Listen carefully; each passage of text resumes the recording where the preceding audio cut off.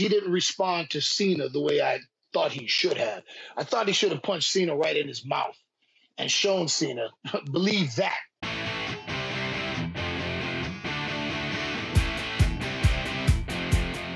Welcome to After the Bell. I am still Corey Graves. Spring has sprung. Baseball season is right around the corner. I'm in a fantastic mood, but that is in no small part due to the fact that we are 8 days away from the showcase of the Immortals, the biggest event in live entertainment, WrestleMania weekend. It's snuck up on us, KP. It's almost here. What's on your mind? And man, it really does feel like WrestleMania is about to go Hollywood, doesn't it? All the build-up, all the storylines. We saw Miz in his musical performance on Monday night. WrestleMania is coming. It's coming. It's coming. Which was absolutely brilliant, by the way, Thank alongside you. Maurice. I'm going to cut you off so that you don't gloss over that. Let's give The Miz some damn credit. That WrestleMania musical that aired Monday night on Raw was far and away, in my opinion, the most entertaining of the vignettes we've had so far. I love the Rhea Ripley doing the 11 thing, the Top Gun. You got the Joker and The Man.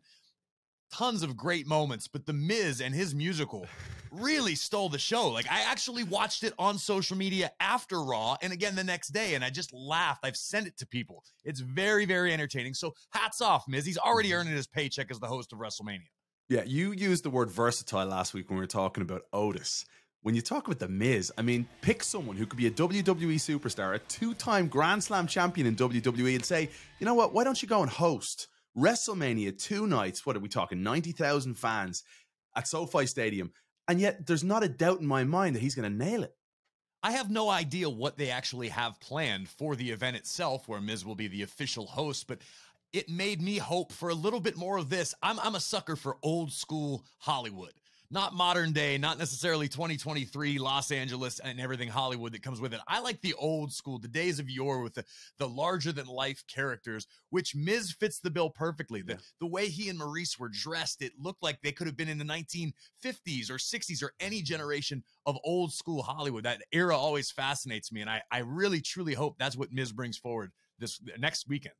Yeah, speaking of old school, by the way, Andy Kaufman, the third inductee into the WWE Hall of Fame for 2023, sadly passed away, I believe before you and I were even born, but had a tremendous run alongside Jerry Lawler. There was the famous moment on the David Letterman show as well. And I think most people would agree it's fitting Andy Kaufman headed to the Hall of Fame here as we head to Hollywood.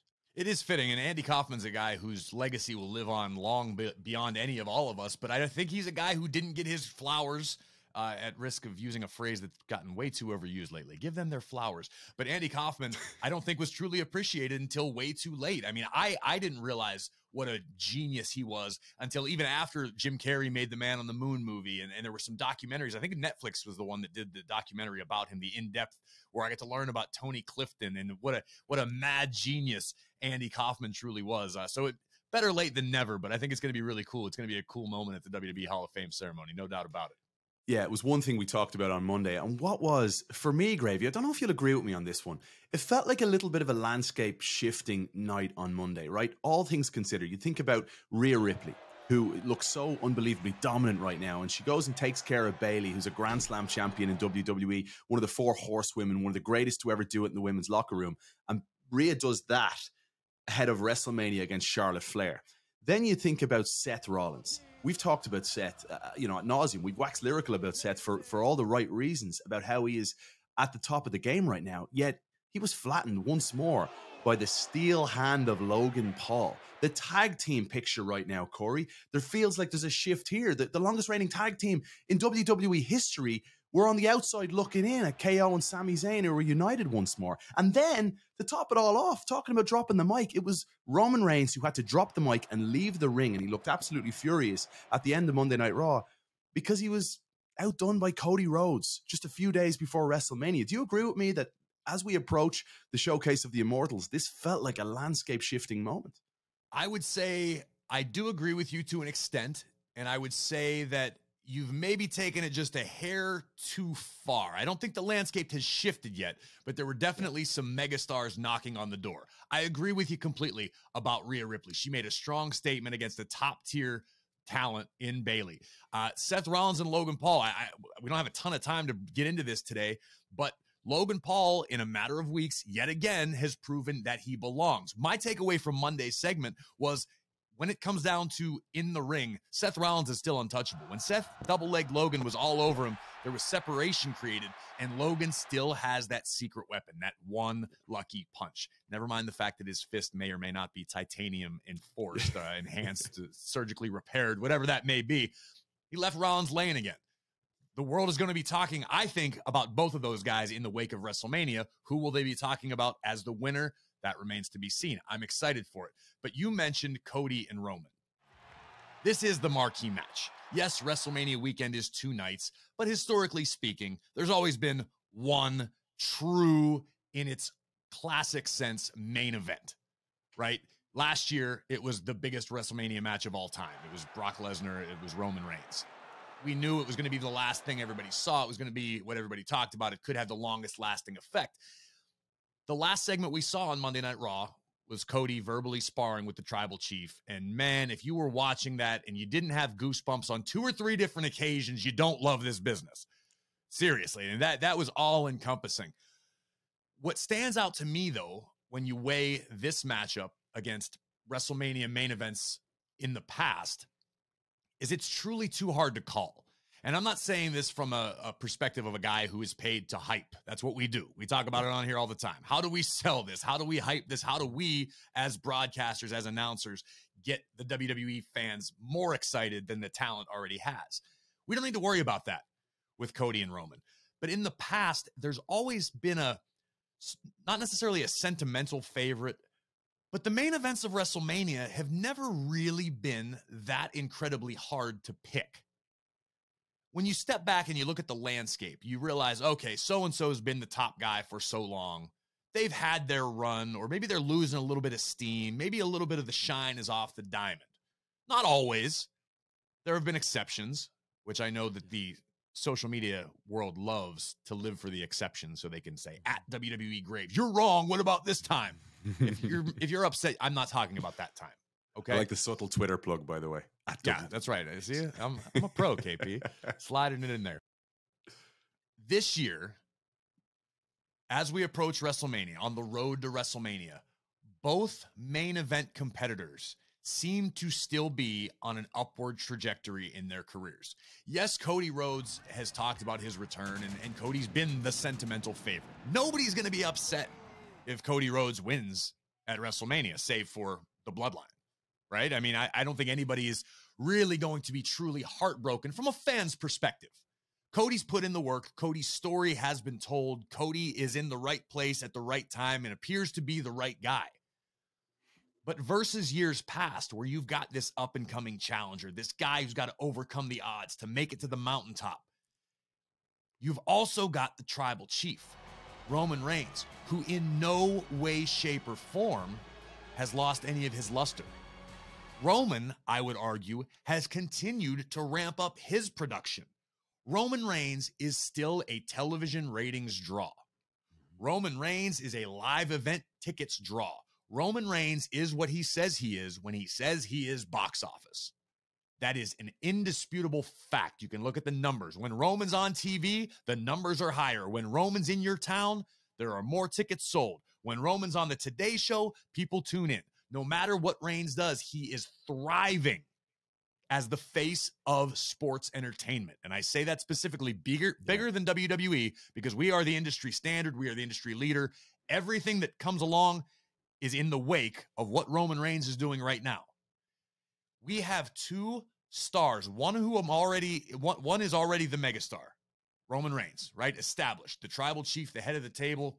Every word he speaks, every prediction / spoiler that the wise man Paul Heyman puts out into the ether comes true. Roman is doing what he does best, and there's nobody that can touch him right now, aside from maybe Cody Rhodes. This is such a fun period of time in WWE history. You've got a history-making championship reign in Roman, who, again, if Roman beats Cody, there's going to be a lot of broken hearts. There's going to be a lot of hurt feelings. There might be a few tears shed from the fans. But when you step back and you look at the overall landscape of WWE, thus the sports entertainment industry, we've got a top dog. We have got a bona fide top dog. You and I discussed it a few weeks back. We are in the midst of a great era, a definable era in WWE. And right now, it's the Roman Reigns era. We've got John Cena, who is going to be a part of WrestleMania, who, like it or not, is playing second fiddle to Roman Reigns. Roman has finally eclipsed. Roman has gotten to that point where he is the guy. John Cena, just as big of a star, bigger star in the public zeitgeist. I mean, John's a Hollywood star now too, and you respect what John's done, but this is Roman Reigns WrestleMania, where John Cena is a participant. Think about what you just said. At this moment in time, Roman Reigns has eclipsed John Cena. That's huge. Within the parameters of WWE. Yes, I need to give it context. I agree with you. I completely agree with you. It feels that way. Listen, Gravy, you and I don't know about you. I'm not a betting guy, right? If I was, who's favorite between Cody and Roman right now? I don't know. I mean, that's what inspired this thought. There's all the news floating around, but where I sit as a fan, where you and I sit as broadcasters, it's refreshing and it's exciting to not have a predictable WrestleMania main event. And when I say unpredictable, I mean, yeah, the sentimental, Cody's going to be the guy. The story's great with all the emotion and the backdrop of Dusty and what Dusty meant to Roman and Cody. The story is so rich, man. I mean, we'd start every single week here on ATB talking about what the Bloodline did this week. And Cody is holding his own. And man, Monday night, if you didn't believe in Cody, he gave you a few reasons to have other thoughts. My mean-ass Cuban mother, who in this moment, you know what she would tell me? She would say, knock that boy out. And while he's laying there, hit him again for good measure. Because he was spitting venom. He was spitting truth. He was fired up. You could feel the intensity. And Roman Reigns walked away. Just walked away. There was a little interaction with Solo. It remains to be seen how that plays out. I mean, it will be Friday when the world is hearing this. So by then, who knows what will or will not have been announced. It looks like Cody may have another massive speed bump in his way on the road to WrestleMania. But as a whole, man, this is an exciting time for me, and it should be an exciting time for all of our fans, because no matter who wins at WrestleMania, WWE is not going to be any worse off. The fans are not going to be any worse off. If anything, it's going to be a fresh coat of paint on a already functional, high caliber vehicle. This isn't like, oh, let's drum up the past, let's repackage it, let's present it as new. This is new, man. WWE right now, we are the sports car. We're the custom built Lamborghini. We're cruising down the highway. Oh, you know what? We like the yellow one, but what would it look like in red? Oh, okay. Guess what? Now we're on the same ride. Everything's going in the same direction. Everything's still as healthy and productive as it was. We just don't know exactly what the aesthetic's going to look like in the wake of WrestleMania. You know, Gravy, you said something fascinating. You said that if Cody Rhodes wins and beats Roman Reigns, nobody's going to be upset about it. And that's where I want to dive in a little bit deeper here, because Cody tried to predict the future with Roman Reigns at the end. And he said, here's what's going to happen. On April 3rd, you're going to wake up and you're going to have to get used to losing. And then Jay is going to leave you. And then Jimmy's going to leave you. And he looked at Solo and basically said, Solo's going to leave you. And then the wise man will leave you. And you and I are looking at each other in this moment as Roman starts to look right and look left, and the facial expressions of Roman Reigns just scream doubt and a little bit of fear. And if that happens, I go back to your point about nobody's upset about it. Everybody's loved the Bloodline. What if the Bloodline is totally and utterly derailed by a Cody Rhodes victory that then spirals, that Jey Uso then? We've seen the doubts in the eyes of Jey in recent weeks. Is this the beginning of something truly epic and the downfall of Roman's reign? I can't with any degree of confidence say that you're wrong, but that's what is so magical about what's happening right now. Because let's say Cody does win and Cody's the guy and Cody's the face, and Cody's been very open and honest, including here on After the Bell, about how he desires to put in the work. He wants to be the one doing all of the media work, staying after, making all of the live events. Cody wants to be the fighting champion. I read something the other day, an interview that he did, and forgive me because I don't know where to accredit it to, but Cody had made a reference to a Bret Hart sort of championship reign, where Bret Hart was the guy, no matter what town you were in. If you were in Kalamazoo or you were in Des Moines, Iowa, or you were in insert town here, the champion was coming to town. Roman Reigns is a little big for that right now. Let's be honest. Roman does not care about what goes on in Paducah.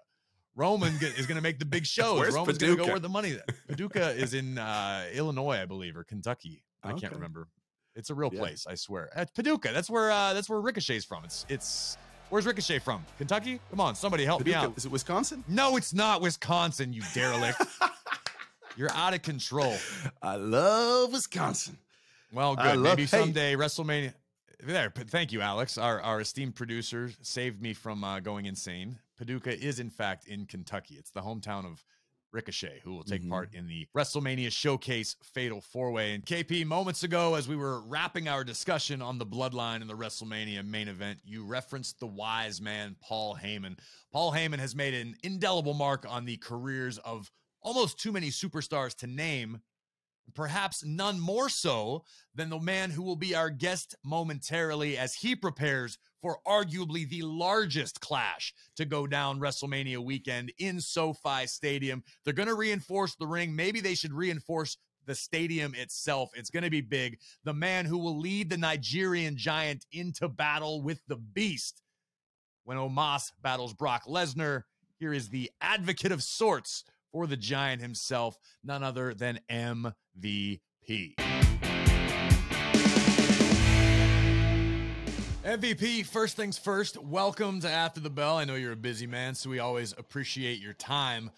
We are on the road to WrestleMania. We are 8 days away from WrestleMania weekend, where SoFi Stadium will be the site where two giant tractor trailers collide at the Showcase of Immortals. That being the Beast incarnate, Brock Lesnar, and your man, the Nigerian Giant, Omos. As we approach the Showcase of the Immortals, what does the WWE Universe need to know about this colossal super heavyweight showdown? I think the very first thing they need to know is that it's not two tractor trailers. It's a tractor trailer and an SUV. Brock Lesnar is a very large man. He's larger than you, larger than me. And I'm no small guy. I'm 6'2", 250, 260, depending on, whether or not I've been watching my diet. And Brock is even bigger than I am. But Brock, as we've seen in his face-off with Omos, is like a regular guy by comparison. Omos is 7'3", 416 pounds. I say it all the time. But the thing that makes Omos different from any other giant that Brock Lesnar has ever faced is that Omos is legitimately an athlete. He played basketball. He knows how and has sprinted up and down a college basketball court. His footwork in the paint, like he knows how to move. He's not like the great Khali that looks like a giant at on the planet Ahoth that can barely step. He Fantastic reference. I'm sorry. You got me with that. The great Dude, Khali can you the think of a Ad. better It's a description? Star Wars reference, KP, for everyone following I didn't know along. that. Yeah.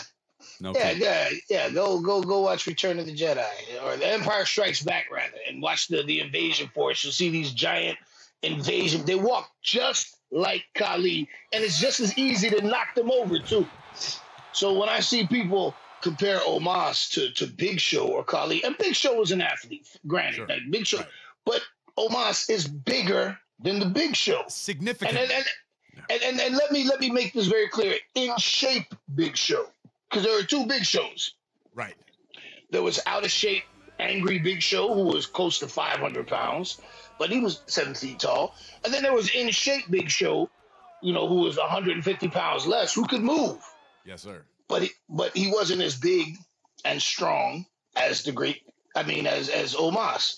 So Omos already, just in his agility for his size, is something that the WWE Universe has never seen before. And with that, Brock Lesnar has never faced anyone with the size, strength, and agility of the Nigerian Giant Omos. Talk to me a little bit about the evolution of Omos, who we first really laid eyes on alongside AJ Styles, his own personal Colossus. That all ran its course, and we now see MVP tasked with bringing Omos to the next level. And I say that with all due respect because you are a veteran of this game. You know this business inside and out, and you obviously have a lot to add to somebody as raw, no pun intended, as Omos is, as a superstar. What have you seen as far as growth, both in the ring and out from Omos as a WWE superstar? First and foremost, his attitude. I think Omos was able to see what I was able to do for Bobby Lashley. And when I presented that to Omos, he saw that, and he experienced success with AJ. But I think that their dynamic was more about them, plural, and less about him, singular. Right. And in this case, I made it very clear, if you give me the next year of your life, listen to everything I say, do everything I tell you to do, eat the way I tell you to eat, train the way I tell you to train, I guarantee you will be a major player and at some point a champion. And Omos embraced that fully. And as you see from the time he's been with me, his body has actually changed. He's putting on more muscle mass and losing body fat. His footwork for the ring, as I said before, he already had basketball footwork, but now his footwork in the ring is improving. I think overall his attitude towards being a success in the WWE has changed, and I think he's embraced the load, the mental load that I've given him. Bear this weight, and the fruits will come when you hoist the championship over your head as a singles wrestler in this company. And, I mean, who or what could possibly stop him from achieving those goals other than himself? Yeah, don't forget the suits as well. Yeah, not to betray the sanctity that is TV Locker, but I actually recall you and Omos and myself having a conversation probably close to a year ago at this point, and you were the one explaining to him that he needed to change his look. He needed to look like a star, down to getting custom-made wrestling gear versus his black jeans and black shirt that we got used to seeing him as. There's a lot more that MVP adds to this equation than we get to see in a 4-6 minute segment on Monday Night Raw. Yeah, there's a lot more. And again, as I said, I've really tried to influence his attitude. And I believe I use Bobby Lashley as the example. I said to him, if you want to be a star, you have to present yourself as a star. If you want to be a champion, you have to be received as a champion. And, much to his credit, he got a brand new tailor. Now, as you see, as I understand it, an entire bolt of fabric is used to make one suit for Omos. All three of us could probably get a suit off of the fabric. I wouldn't doubt it for a second. Yeah, but as I said, his mentality, because he respects me enough and the things I've accomplished over my career and the things I've helped other people to accomplish. He respects those things enough to know that if he listens to me, he can have tremendous success. So, he went from the jeans and T-shirt to actually getting very impressive looking wrestling gear. He looks like a final boss in a video game now. Yes. His custom made suits, custom made shoes, because it's hard for a guy his size to find dress shoes. But upon my advice, he's gone out and he gets custom made dress. I think he wears like an 18 triple E or something ridiculous like that, So it's difficult for him to find footwear. Everything he wears has to be custom made for him. Custom-made clothing with a custom-made attitude. Love that. Love that. Look, Brock Lesnar, though, we're talking about the beast incarnate here, a man that's had WrestleMania matches against huge physical specimens. We're talking The Undertaker, Triple H, Goldberg, Roman Reigns, Drew McIntyre, the list goes on. Yet what we saw on Monday Night Raw when Brock Lesnar and Omos went face-to-face was something we really don't see. What was going through your mind, MVP, when you saw the Nigerian giant just toss Brock Lesnar from the ring, and then the trepidation in the face of Brock that followed? Joy. Watching Brock cower. We've never seen Brock cower before. Any other time, Brock would have jumped his big ass back in the ring and started tossing people around. But he stood there and sized up the situation with Omos, and he took steps backward. Not forward, backward. He wouldn't even come and retrieve his hat. He asked someone to retrieve his hat. What cowboy leaves his hat behind? He asked for his hat because he did not want to climb back in the ring and get a little bit more of that power. So, you talked about the huge physical specimens that Brock has faced, and some of the names that you mentioned, remember, keep this in mind, are only huge physical specimens to the average guy like you, Kevin. Like Triple H is a huge physical specimen to you. You know, to me, he's a big guy. To Omos, he's barely more than a child. So when you talk about huge physical specimen, Omos is the definition of a huge physical specimen. And I've said this before. Brock Lesnar's a beast to you and to me. To Omos, he's a man. And giants don't fear beasts, but beasts can easily be tamed by giants. There it is. That's the intangible, KP. That's what we've been wondering. That's the question we've been asking ourselves. Why Omos and Brock Lesnar is such a high-profile spectacle match at WrestleMania. There it is. We finally found someone who is not afraid of Brock Lesnar. Well, I should say a second man that MVP's been in charge of that has not feared Brock Lesnar, the former being Bobby Lashley, who we know does not fear the beast. I can't wait. This is going to be a colossal encounter in Los Angeles. And I think another thing to take into consideration, and I'm honest about this, and I'm very real, and I've had this conversation with Omos. Brock Lesnar has one thing over Omos, and it's a very important factor, and it's one I won't discount: experience. And we all know that experience matters. It counts for a lot. And Omos has stepped his training up considerably. As a matter of fact, we recently hired some MMA trainers to give him some striking training, some heavy bag work, a little more footwork. Because I'm not going to tear Brock down. His accomplishments speak for themselves. He is very obviously cut from a different cloth. And the man has been a champion at everything he's ever done. So if you take all of his combat experience and put it together, he has substantially more combat experience than Omos. And that's something that I told Omos we have to take into consideration. You are bigger. You are stronger. You are hungrier. But you don't have Brock's experience. So we'll have to draw from the other areas where you do have more than Brock to try to make up for what you're lacking facing Brock. MVP, one thing the WWE Universe all want to know about, I've got to bring it up here, Gravy. White Lightning. Inside the VIP lounge, you spit all over Brock Lesnar's face. Was it that bad? I mean, I know you like a neat whiskey. I know you're a cultured human being. The White Lightning, how bad was it? I don't drink rot gut, Kevin.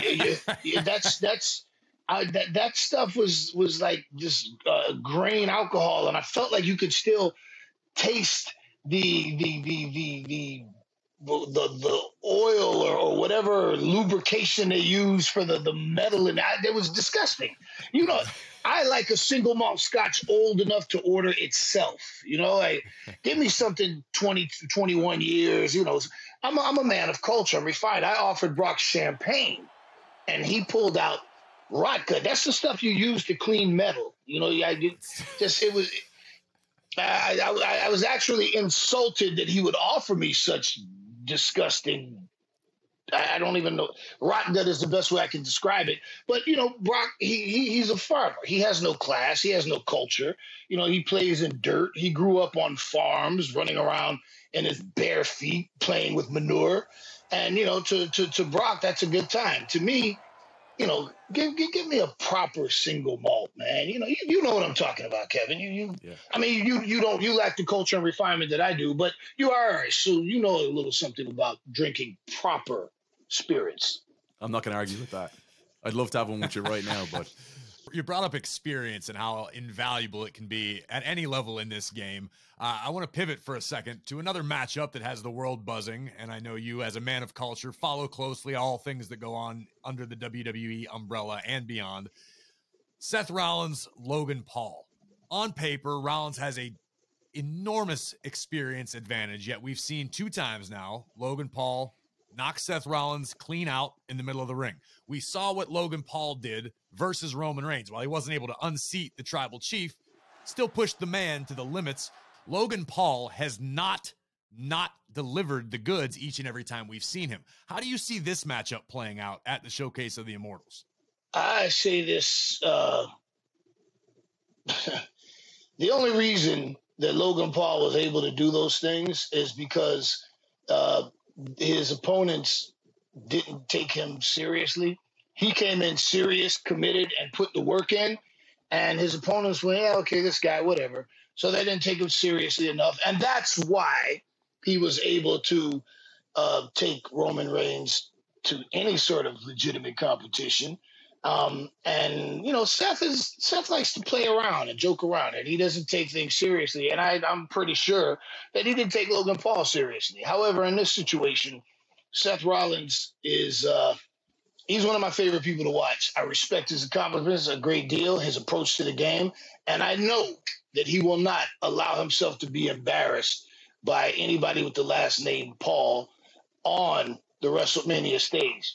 Now, let me rephrase it. I said that Seth wouldn't allow himself to be embarrassed. I have to add a caveat to that, with the exception of his attire, because the man has no shame when it comes to his attire.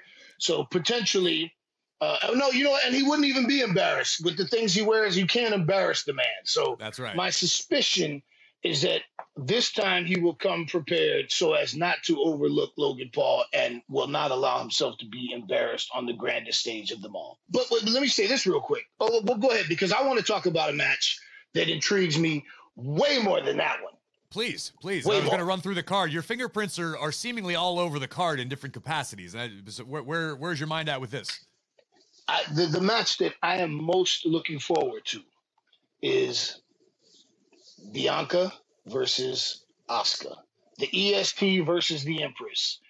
As a fan, as a practitioner of the craft, this match intrigues me more than virtually any other on the card, because I see two women who are incredible athletes who have devoted themselves to the craft. Asuka, more than Bianca, because she came along earlier. But if you look at their pedigrees, do the business. And Asuka, we don't even have to look at what she's accomplished before coming to the Right. WWE. But if you look at her accomplishments at the Performance Center, at NXT, all the way to WWE, her and Asuka and Bianca are very similar. They both set the bar extremely high at NXT, becoming champions there, coming up to the main roster, and then doing it again, having impressive championship runs. They're both incredibly talented, incredibly intelligent, and I am stoked to see how these women match up.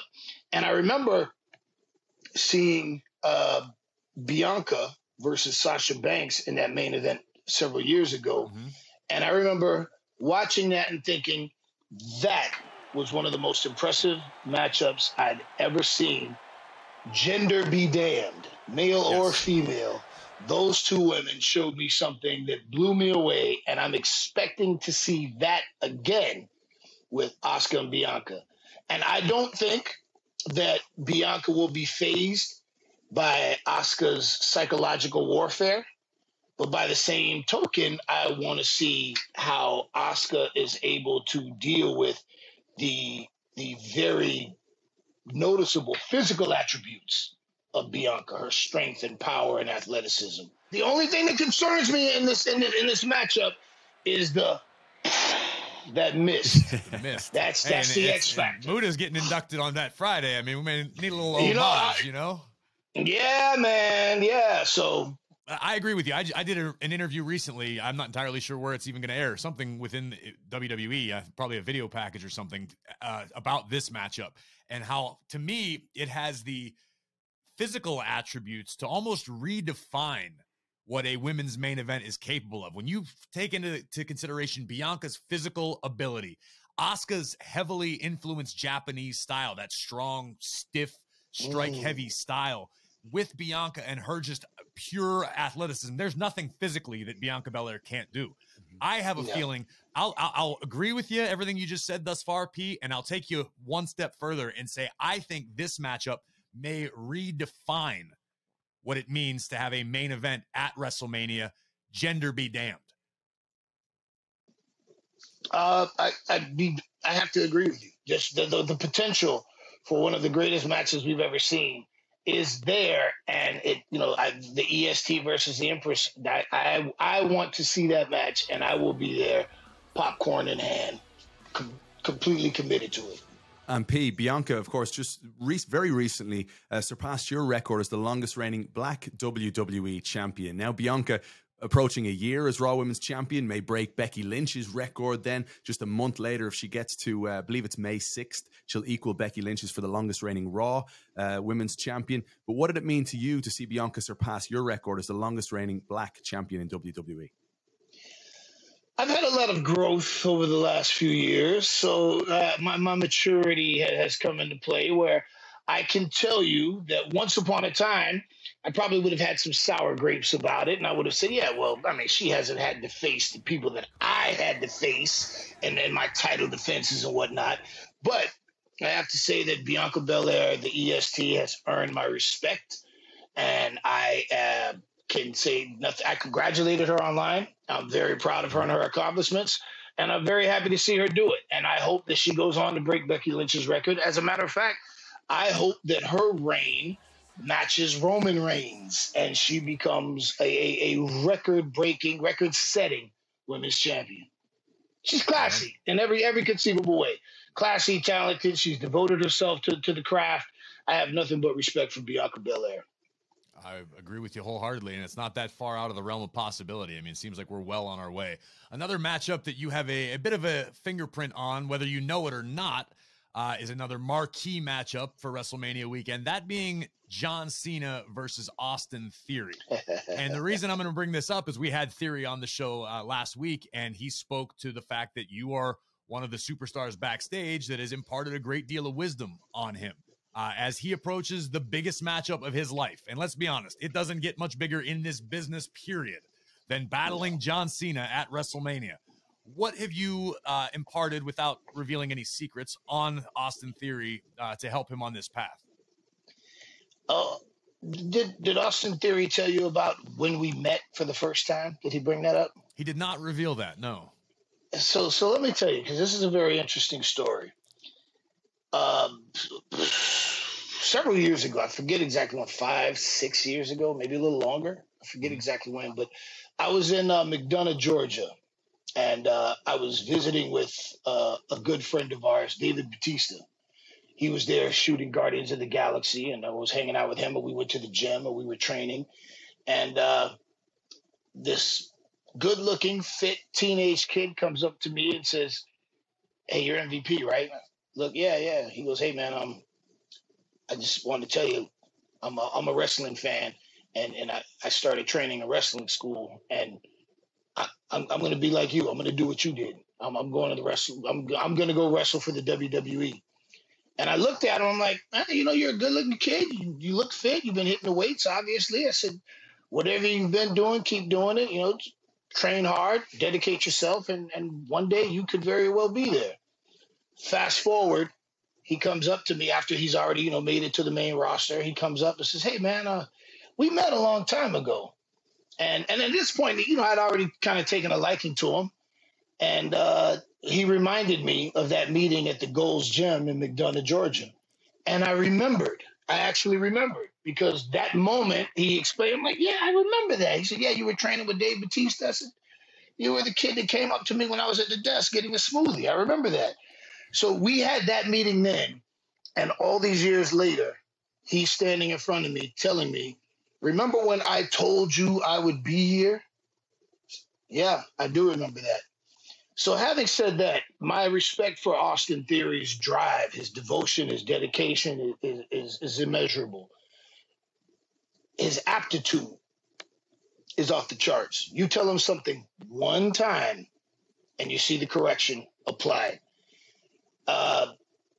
When he told me that his idol was John Cena, part of me wanted to barf because, Mr. Good Guy, yay, everything is awesome. You'll never give up. And yeah, whatever with all that. I was always a Piper fan. I don't care about your vitamins and saying prayers. Just get the job done, But when I saw that he was going to be able to face his hero, the guy that he looked up to on the grandest stage of them all, I was thrilled for him. And I'm even happier for him because that confrontation that he had with John Cena, I was mildly disappointed in Theory for just a moment because he didn't respond to Cena the way I thought he should have. I thought he should have punched Cena right in his mouth and shown Cena, believe that.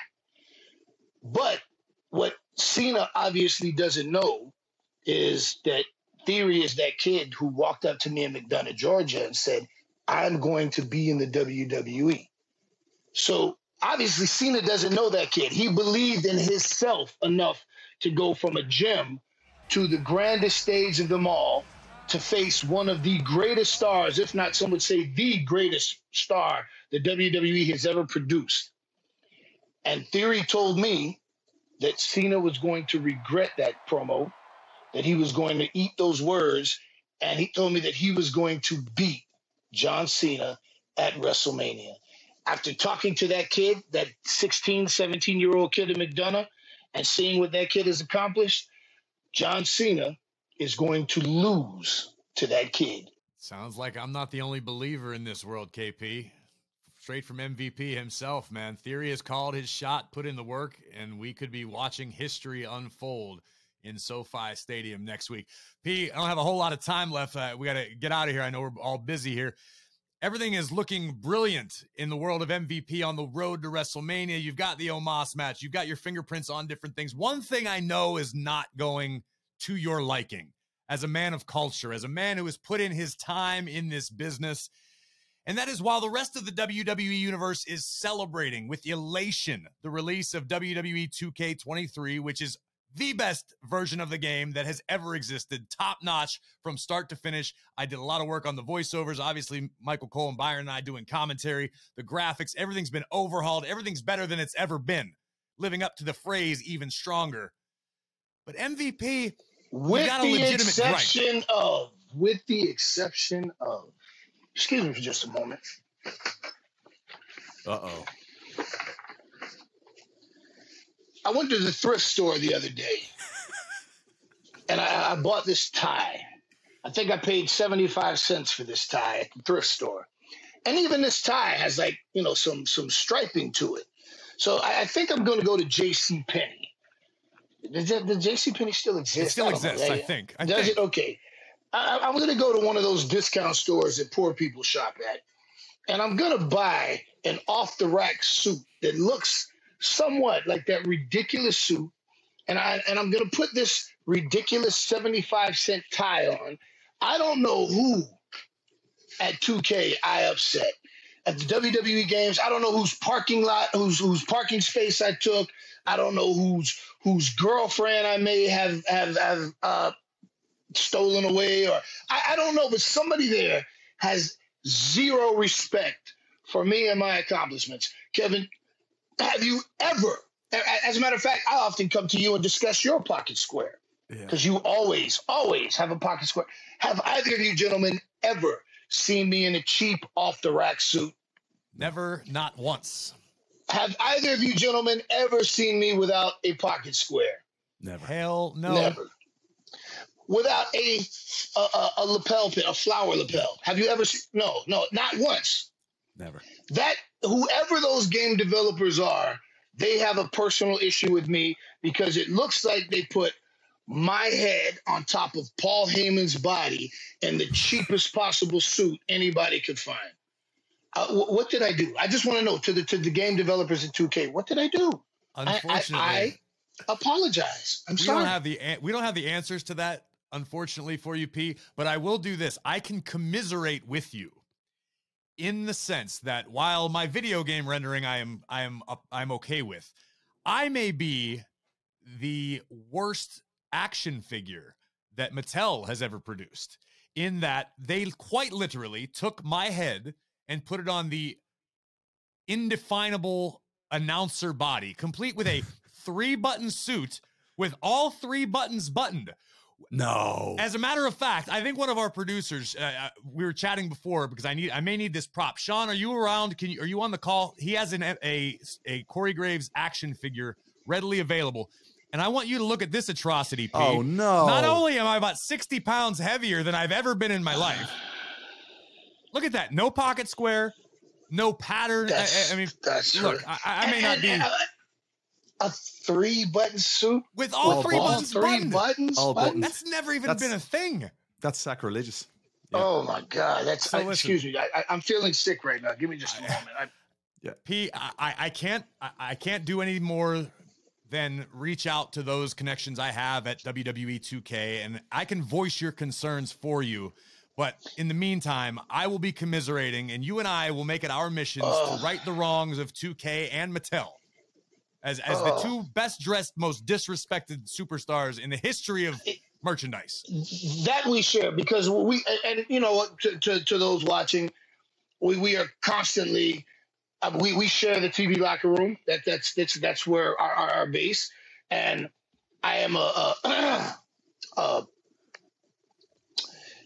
I'm a man of haute couture, and I'm always in tune with. I'm never at a loss for words, but I'm shaking up. Culture, I'm just fashion. Like, you got your thumb on the pulse, man. I am actually shaken up a little bit by the disrespect, man. Like when we are in the TV locker room, we are always, as the term goes, suited and booted. I'm often complimenting your suits, Corey and Kevin, even though you're a little plain in your dress. You are always well dressed. I'll give it to you. You know, just but nothing wrong with course, classic P. Yeah, but no, this is true. But you're Irish, so you guys don't season your food, so that's understandable. Oh, come on. You know, and it shows in your dress. You dress well, just no seasoning, but that's okay. You're not in this conversation. Corey, my heart goes out to you, because that figure is absolutely atrocious. What Mattel did to you is unacceptable. What WWE Games did to my rendering with that suit and tie is absolutely unspeakable. And I will talk to my lawyers, and if you'd like, we could join together in some sort of litigious pursuit so that they can right those wrongs, because I'm offended. And I think the WWE Universe is offended, as you can see by the feedback from social media. I completely understand. I agree with everyone who is offended on your behalf. As to not draw any further ire for MVP, you're a busy man. You've got WrestleMania around the corner. Instead, I will just say thank you, as always, for hanging out here on ATB. You know you are always welcome. Any last words for the ATB faithful before we hit WrestleMania? Yes, I will say to all of the idiots, morons, and flat scans that like to compare the Nigerian Giant to the not-so-great Khali, you will see at WrestleMania the very difference in size, strength, and agility.